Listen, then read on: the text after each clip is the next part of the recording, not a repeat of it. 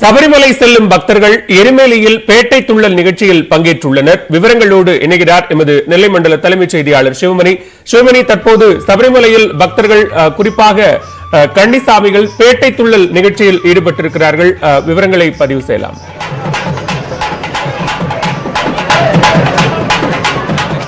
அதாவது சபரிமலை செல்லக்கூடிய பக்தர்கள் அனைவருமே இந்த எரிமேலி தர்மசாஸ்தா கோவிலுக்கு வந்து இங்கு இருக்கக்கூடிய ஐயப்பனின் தோழரான வாவர் சுவாமி அவருடைய அங்கே இருக்கக்கூடிய அந்த அங்கே பள்ளிவாசலுக்கு வந்து அங்கே தொழுது விட்டு அங்கே தொடர்ந்து அங்கே இருக்கக்கூடிய ஒரு சிறிய ஐயப்பன் கோவிலுக்கு வந்து ஐயப்பன் கோவிலில் இந்த பேட்டை துள்ளல் நிகழ்ச்சி அப்படிங்கிறத ஆரம்பிக்கிறார்கள். தொடர்ந்து நம்ம தற்போது இருக்கக்கூடிய பகுதி அப்படிங்கிறது ஐயப்பன் எரிமேலியில் இருக்கக்கூடிய தர்மசாஸ்தா கோவிலாக பார்க்கப்படுகிறது. இந்த தர்மசாஸ்தா கோவிலில் தான் இந்த பேட்டை துள்ளல் நிகழ்ச்சி அப்படிங்கிறது முடிவடைகிறது. இந்த எரிமேலி அப்படிங்கிறதற்கு ஒரு புராண வரலாறு இருக்கிறது.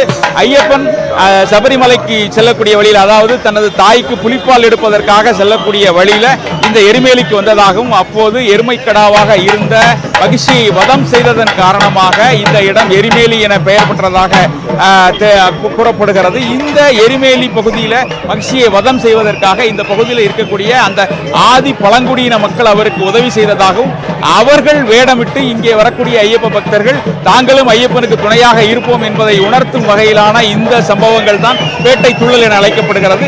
இந்த பேட்டை துள்ளல் அப்படிங்கிறது குறிப்பாக கன்னி சுவாமிகள், அதாவது முதலாக சபரிமலைக்கு வரக்கூடிய நபர்கள் இங்கே வந்து இந்த பேட்டை துள்ளல் நிகழ்ச்சியை நடத்திவிட்டு இங்கிருந்து பெருவழி பாதையில் 47 கிலோமீட்டர் செல்லக்கூடிய பெருவழி பாதையில் நடந்து செல்கிறார்கள். இந்த பெருவழி இந்த பேட்டை துள்ளல் நிகழ்ச்சி அப்படிங்கிறது தற்போது நடைபெற்று வரக்கூடிய காட்சிகளை தான் நம்மளுடைய ஒளிப்பதிவாளர் பொன்மணி காட்டக்கூடிய காட்சிகளை பார்த்து கொண்டிருக்கிறீர்கள். இங்கிருந்து அவர்கள் அழுதா நதி வழியாக, அதாவது காளை கட்டி சென்று அழுதா நதி வழியாக கரிமலை ஏறி பெரியானை வட்டம் சிறியானை வட்டம் வழியாக பம்பாவை அடைகிறார்கள். அங்கிருந்து நீலிமலையில ஏறி ஐயப்ப சுவாமி கோவிலுக்கு செல்லக்கூடிய நிகழ்வு அப்படிங்கிறது நடைபெற்று வருகிறது. இன்னும் மகர விளக்கு தரிசனத்திற்கு 2 தினங்களை உள்ள நிலையில இந்த எரிமேலி பகுதியே களை கட்டி இருக்கிறது. பல்லாயிரக்கணக்கான பக்தர்கள் இந்த பகுதியில் குழுமி இருக்கிறார்கள். தர்மசாஸ்தா கோவிலுக்கு வழிபாடு நடத்த அவர்கள் செல்லக்கூடிய காட்சிகளை நம்ம பார்த்து கொண்டு இருக்கிறோம். இந்த தர்மசாஸ்தா கோவிலில் வழிபாடு நடத்தி முடித்து விட்டுட்டு தான் அவர்கள் தங்களுடைய பெருவழி பாதை அதற்கான பயணத்தை துவக்குகிறார்கள்.